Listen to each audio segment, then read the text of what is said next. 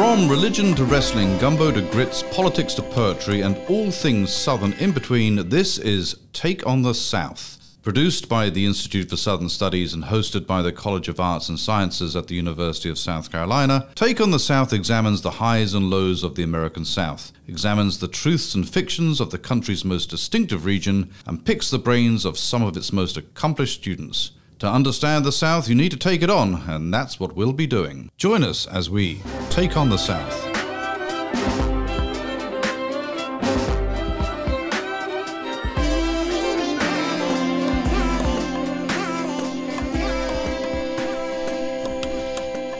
Twyla Tharp, the famous American dancer, choreographer, and author, once remarked, "Art is the only way to run away without leaving home."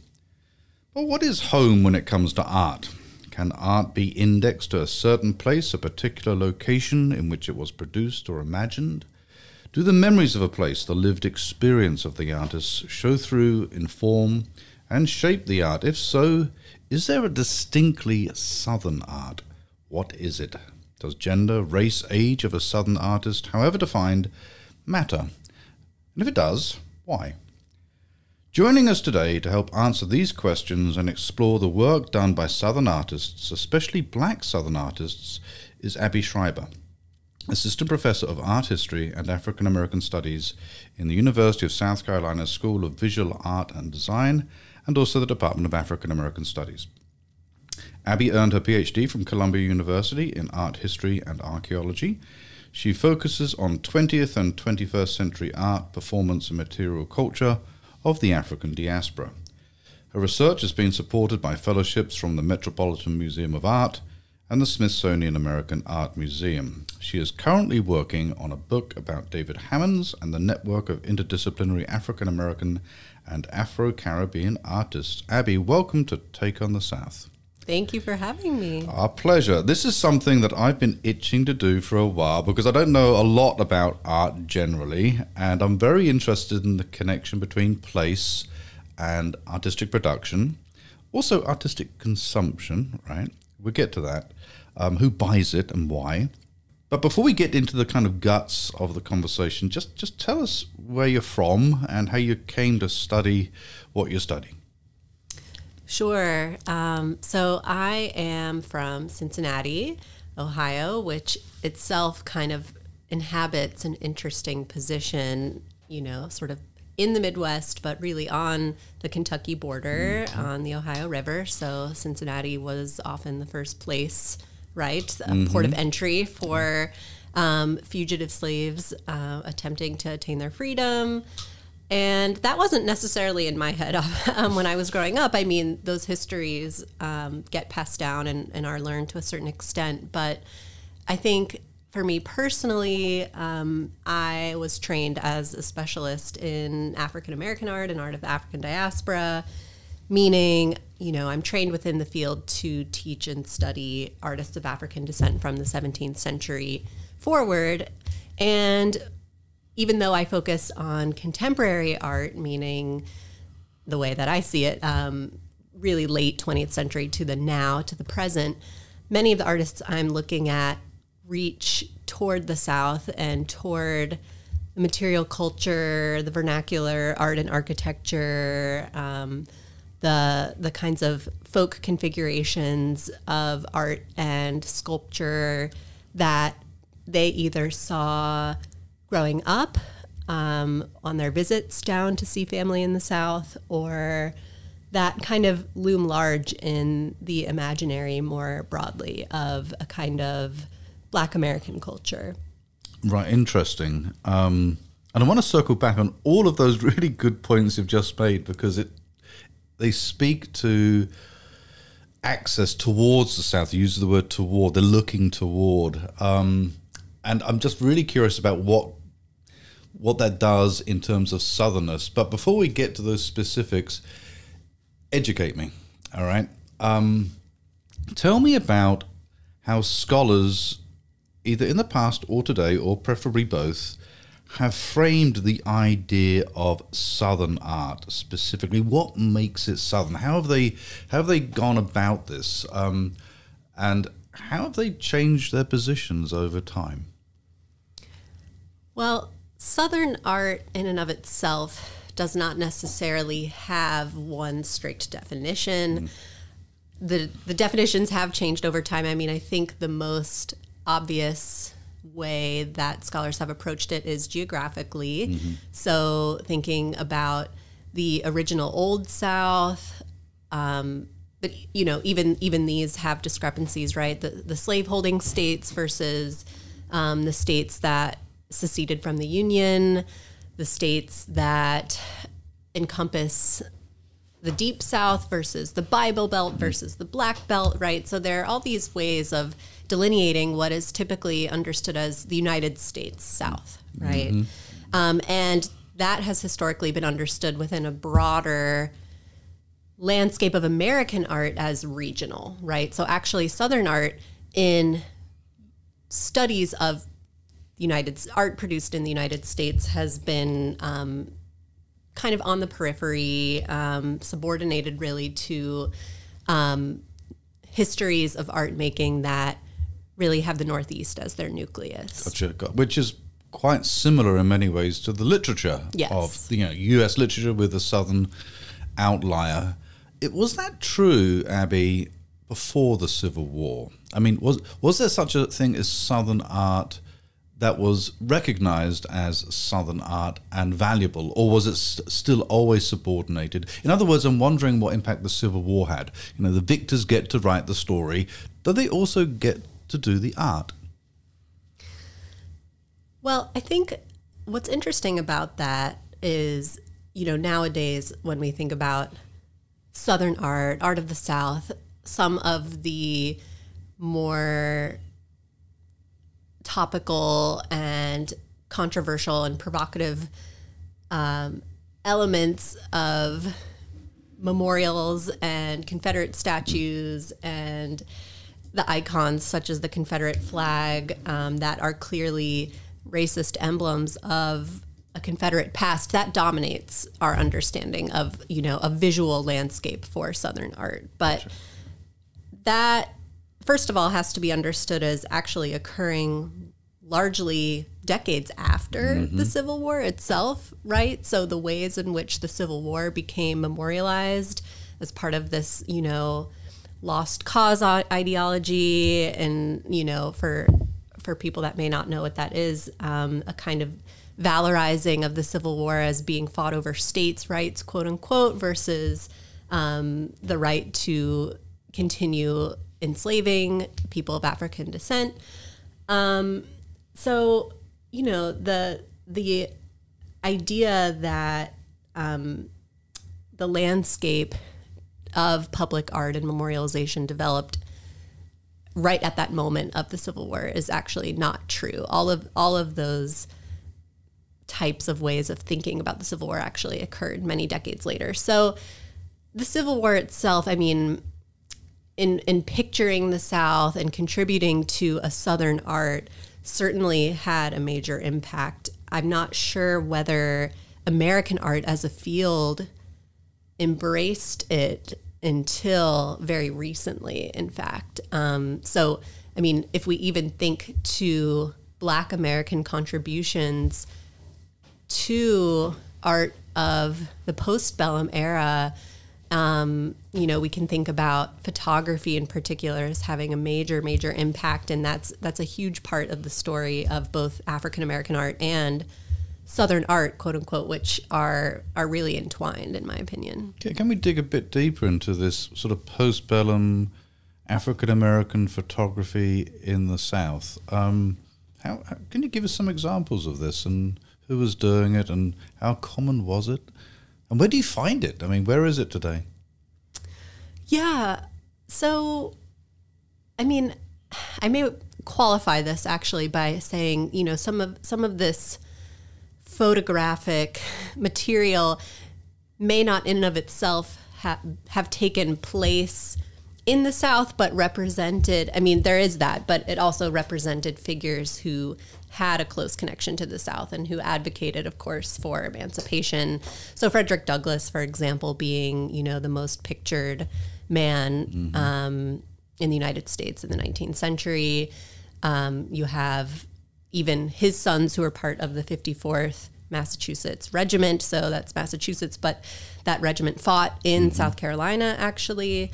You also have a burgeoning middle-class free Black community who are using photography to document themselves and to use photography as a means of combating, the virulently racist and derogatory stereotypical imagery of that era. So that kind of all culminates actually in a study that I use a lot in my teaching that W.E.B. Du Bois did for the 1900 Paris Exposition, which I'm not sure if you're familiar with, but it was his study of Black American communities in Georgia, and he put together photography albums that were found later in the Library of Congress.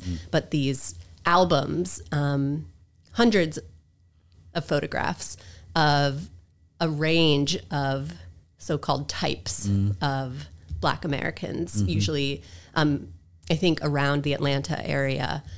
And these were all on display in Paris. And so for Du Bois, right, photography, this is when he's teaching at Atlanta University, photography becomes a means of showing this wide array of Black Southerner at a time when that was a population conceived as very monolithic.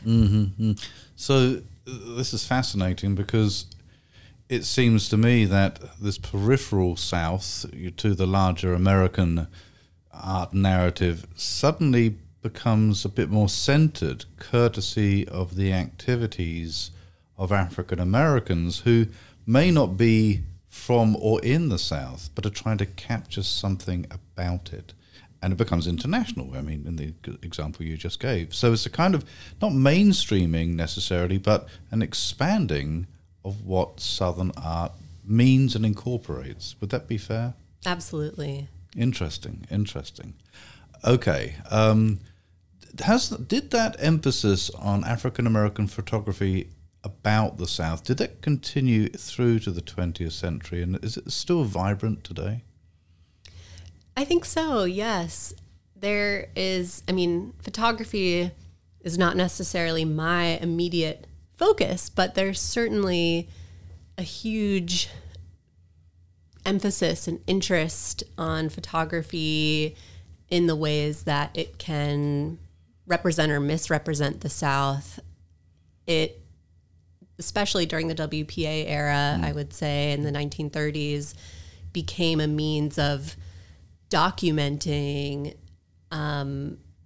in a way that could also and has been argued as harmful and kind of objectifying, right, poor Black Southern communities, but as a means of getting information, right, for the federal government.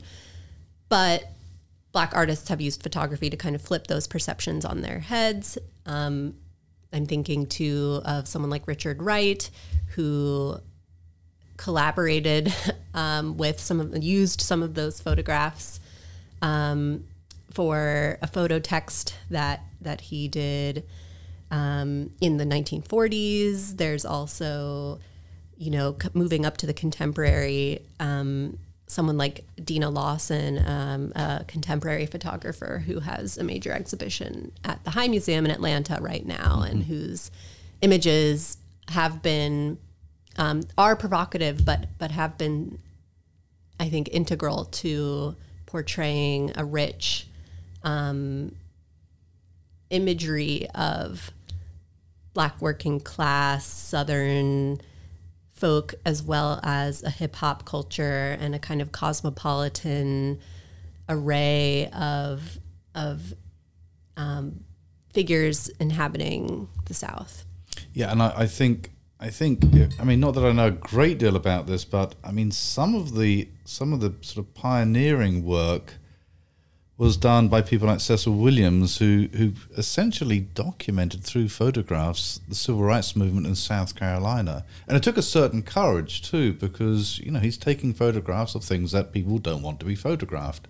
And he was very helpful to me when I was working on a book. He allowed me to use one of his originals. I was trying to make a basic point, and it was absolutely invaluable. So it does hard work. Take me beyond photography. Take me into other forms of art, especially in done, performed, and made by African American artists, either outside the South or in the South.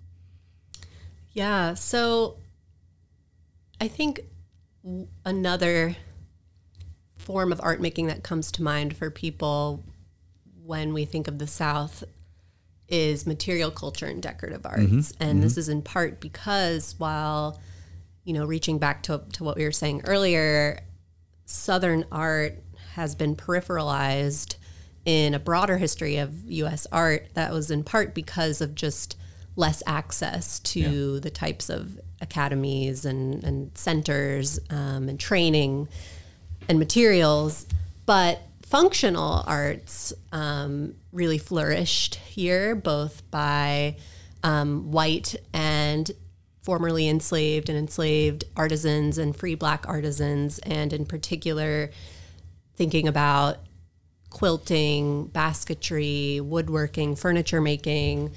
And now we have many, in this particular region, even in the Carolinas, many museums, centers, institutes that are dedicated to craft and to material culture in that way. And of course, South Carolina is particularly rich and celebrated for being this entry point in the Low Country, in the Charleston and Mount Pleasant area, for the survivals of African culture, as well as forms of art making that may have, and to different extents, were retained by people who were taken captive and brought over in the Middle Passage. And so basket making traditions in particular have been, have now reached a kind of major sort of point of visibility. But the material culture in particular in this area is extremely rich. And so, there's many directions that we could think about that.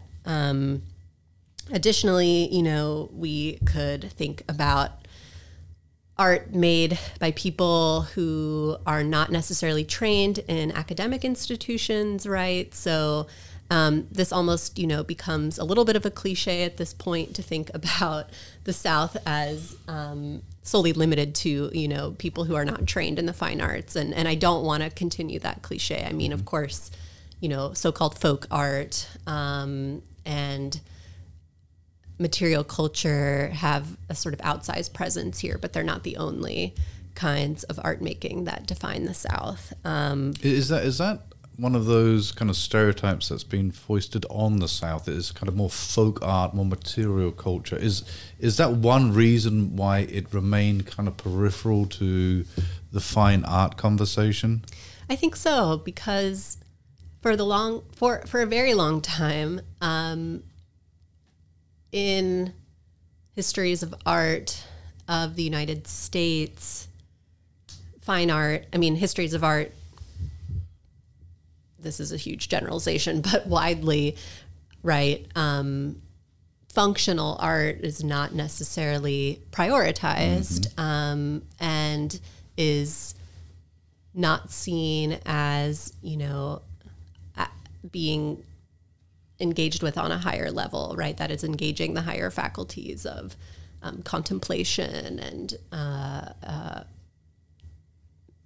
a kind of cognitive engagement, right? But it's highbrow versus lowbrow, right? It's the quintessential expression when you get.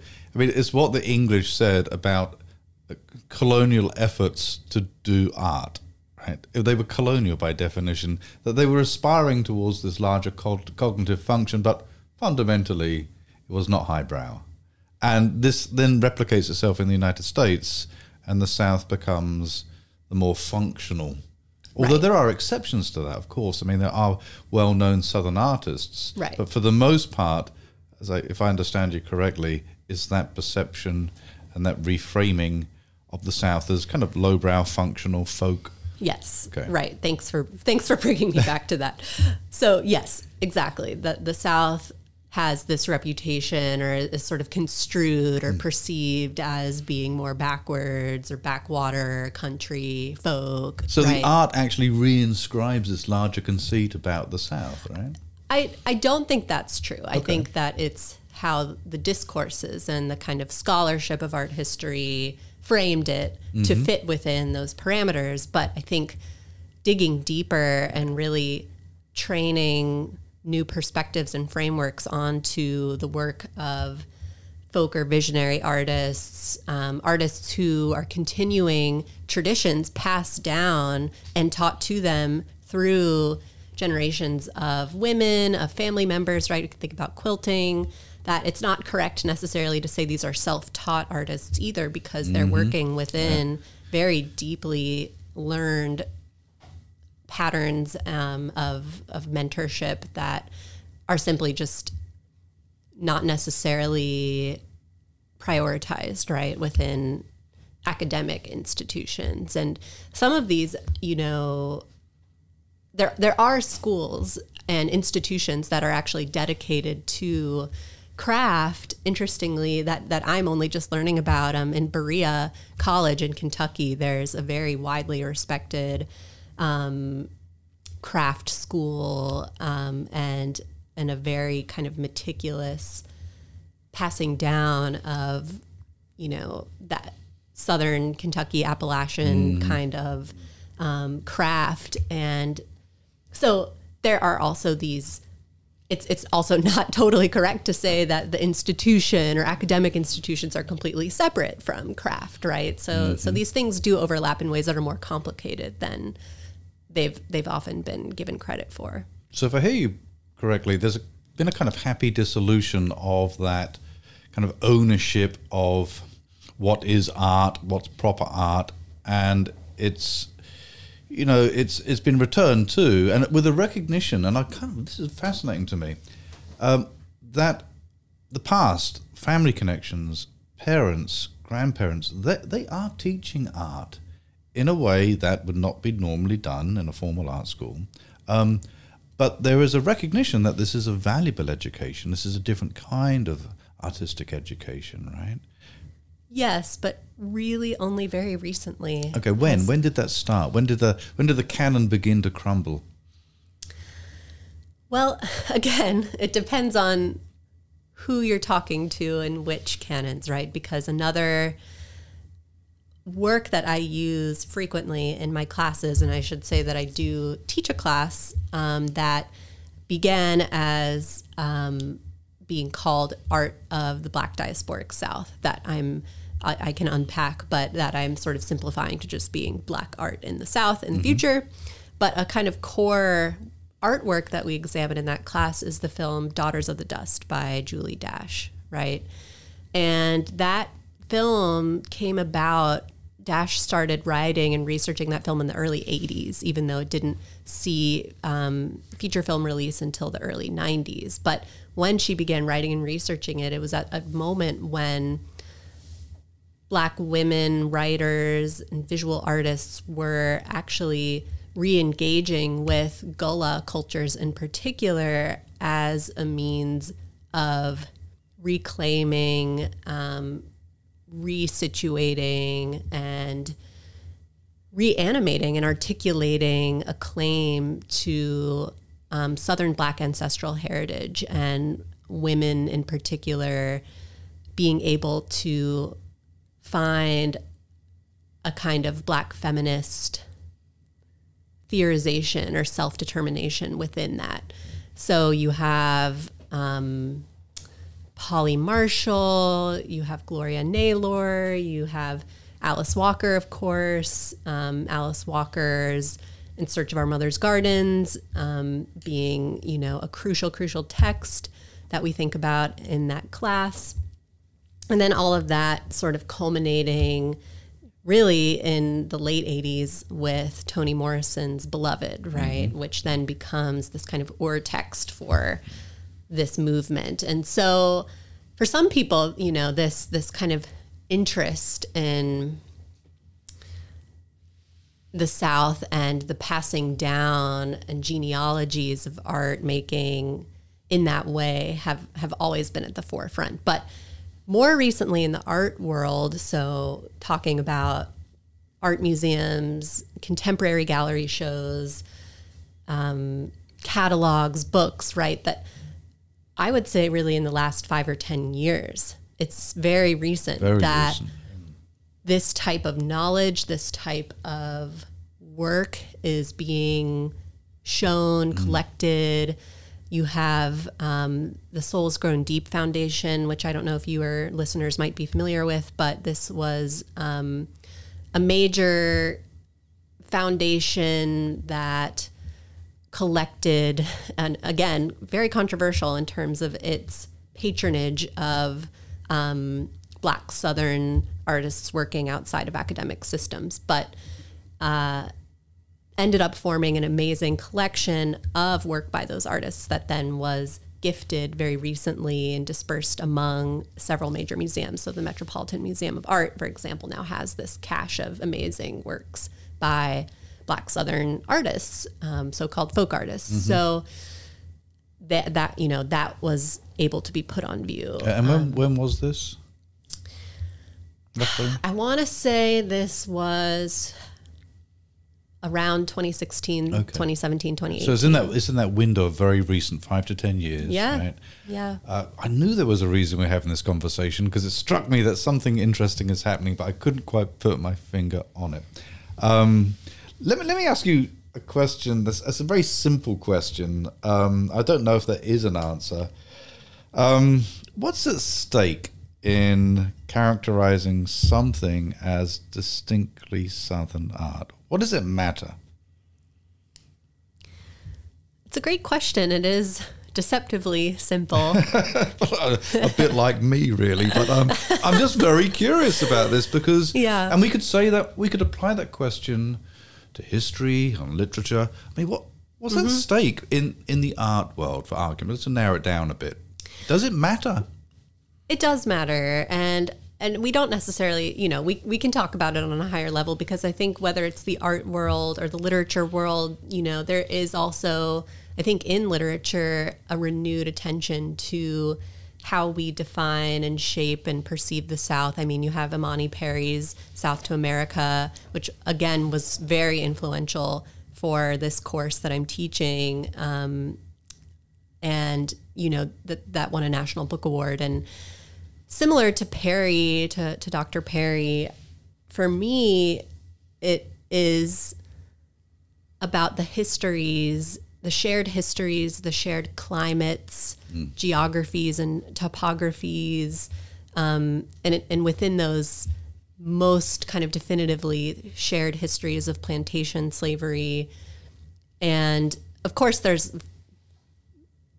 micro differences within these things, right? But in general, for me, when I'm thinking about the South, part of what I'm trying to do, and I think like what Professor Perry is trying to do, and several others following a few kind of key theorists who are also prominent in that 80s, 90s moment that I just mentioned. But we're trying to think about the South as not just the U.S. South, but as coextensive with the Caribbean, right? Good. Because the U.S. South and Caribbean have deeply shared histories of settler colonialism that, again, are linked by plantation slavery and indigenous massacre, that are linked now by histories of climate catastrophe, debt. South Carolina itself, the model of plantation slavery here was modeled on Barbados.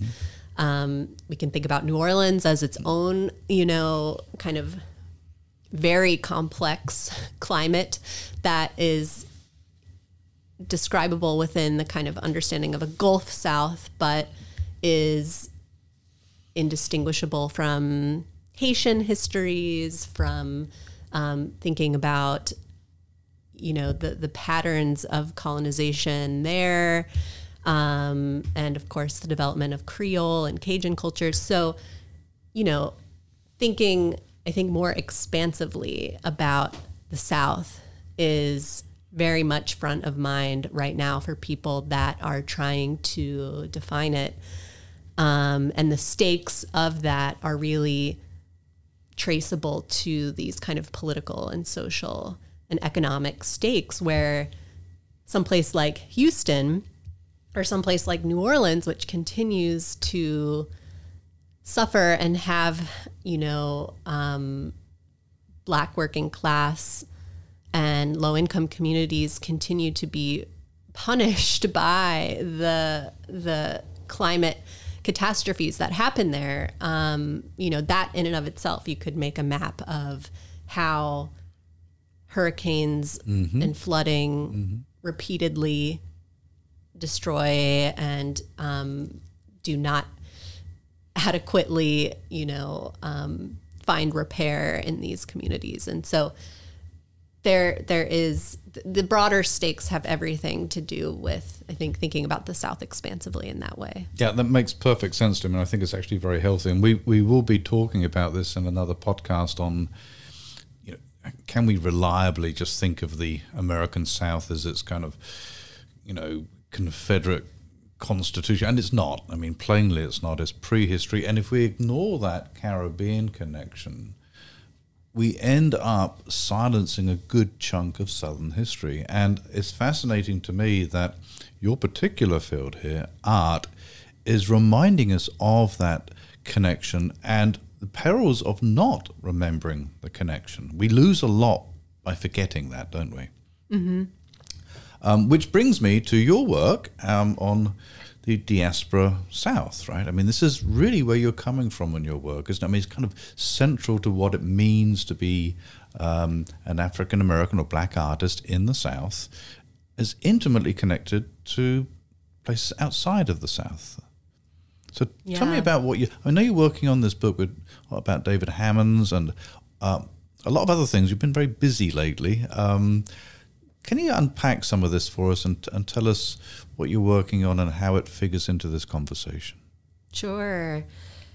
Yeah, I think the South is also a place, a space, a concept, an imaginary that lends itself to diasporic thinking because it is comprised of and it feeds many diasporas, right? So even internally in the United States, the Great Migration from the South to points north and west have fundamentally altered the field as such of African-American art and art of the African diaspora. But we can also think about reverse migrations back to the South. So an artist that I think about a lot who has come up in my work is an artist named Beverly Buchanan, who was actually born in Orangeburg, spent her kind of formative years coming up as an artist in New York City, and then eventually made her way back to Georgia. And she lived in Georgia. She spent her childhood mostly in North Carolina, but her work really came to embrace Southern landscapes, the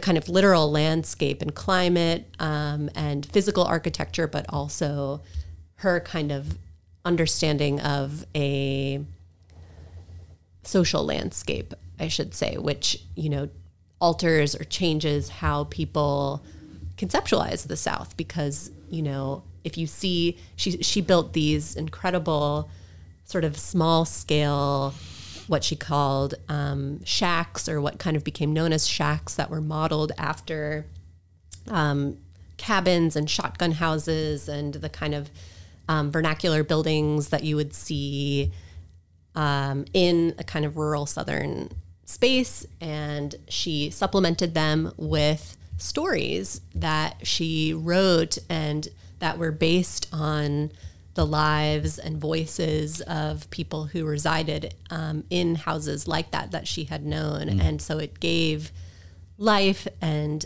voice and animation to sites that have been seen as indicative of a kind of alleged, blight or impoverishment, or that kind of absent or abstract the lived realities of people from them. But she was someone who was a peer of the artist that I primarily am writing about, David Hammons. Hammons was working amongst a kind of coterie or network of artists who had connections to the South, and Hammons himself was from Springfield, Illinois. But even if one did not have a familial connection to the South, at that particular moment, one of the things I'm trying to explore is why in the 70s and 80s, right, and this kind of what's been referred to as a post-soul moment, definitively post-civil rights, but in this moment where conservatism in this country is starting to close down, protest, dissident, kind of revolutionary or activist voice, and culture and symbolism, and a kind of re-understanding of Africa and of the U.S. South, and the connections between the two are really being drawn upon to kind of mobilize politically in the arts. And so that's one of the things I'm trying to understand, and it entailed someone like Hammond's drawing on vernacular, folk, kind of constructions, ways of building, found object assemblages that can be, that some scholars have traced to yard shows, or, the presentation of materials in a kind of funky and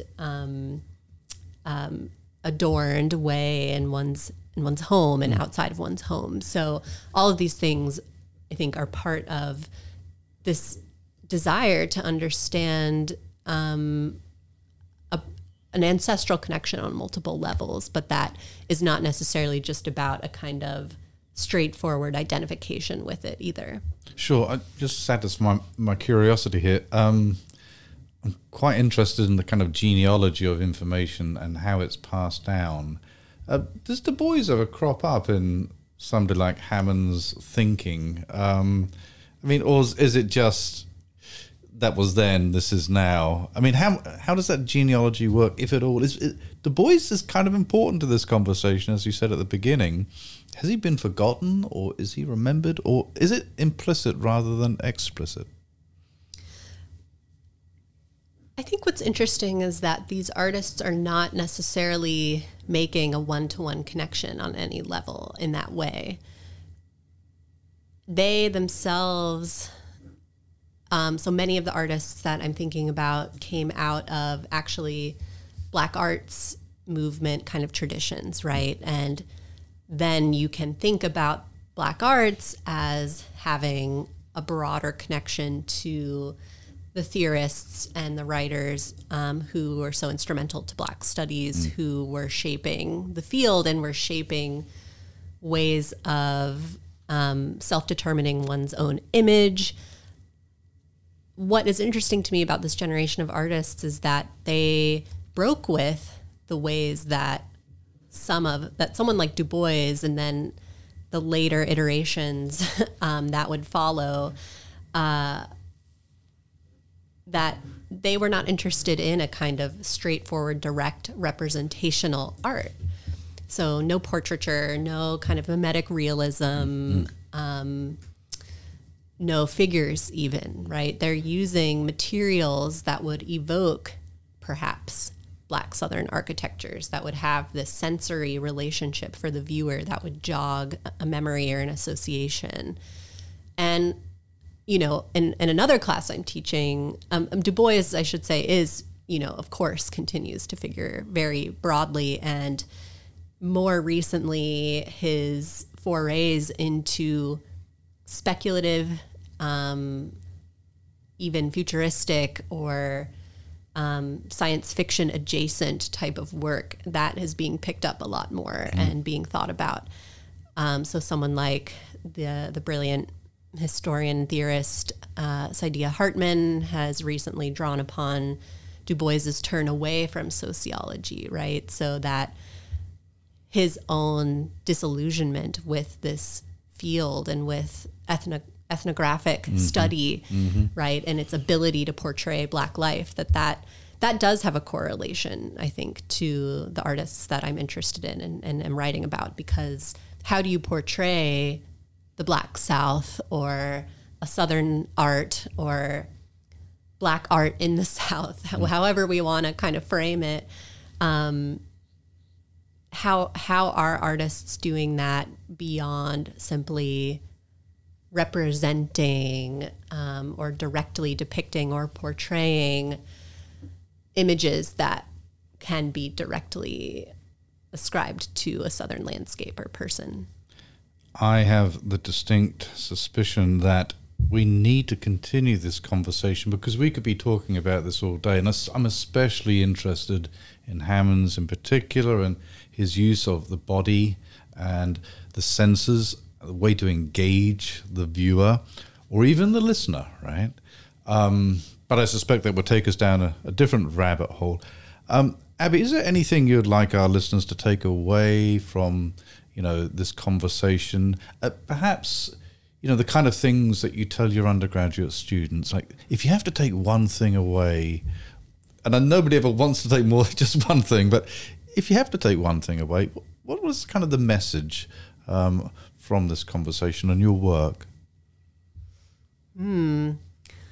I think a major takeaway would just be to think critically and expansively about the South and how we perceive and construct it, right? So that there is no the or one South. It can exist in an imaginary form.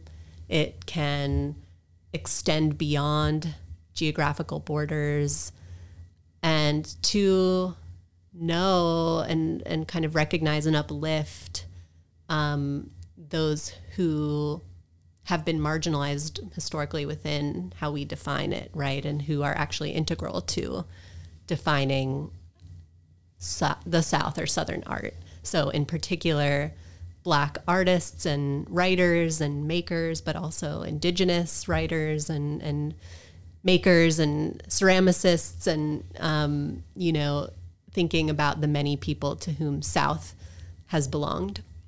So expansive, multiple, and authentic, right?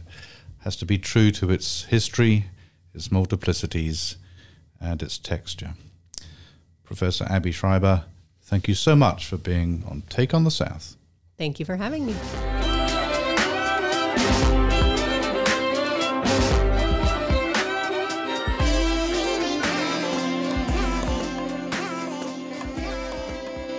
That was our Take on the South. Let us know yours. Find us on Facebook, Twitter, and Instagram at U of SC South. Take on the South is produced by Matt Simmons of the Institute for Southern Studies. Special thanks to Professor Dave Garner of the University of South Carolina School of Music for composing our music. Tune in next time for another Take on the South.